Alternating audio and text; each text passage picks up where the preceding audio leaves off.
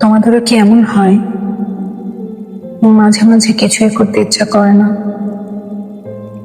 সবকিছু কেমন এলোমেলো লাগে। কেউ এক কাপ চা বানিয়ে দিক, দুপুরে কি খাবো জিজ্ঞেস করো, দুপুরে কি দিয়ে কি রান্না করব, এটা তো সেই ছোটবেলার ত্রিকোণমিতি সলভ করার থেকে কঠিন মনে হয় আমার কাছে। মনে হয় টেবিল ভরা মায়ের হাতে রান্না করা খাবার থাক, আমি খুব আস্তে ধীরে রয়ে শুয়ে সবগুলো খাবার দেখব। আগে চোখের তৃপ্তি মেটাবো, এরপর খাবো।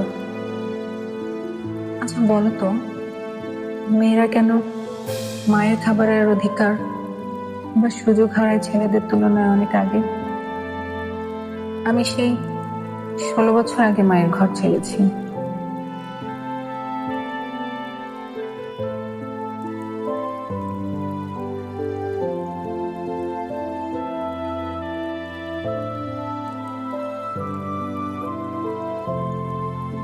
এরকম দিনগুলোতে কোন রকম ডাল ভর্তা ভাত খেয়ে কাটানো আমার কাছে এক ধরনের সফলতা।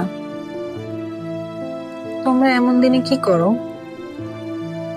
কেমন লাগে তোমাদের?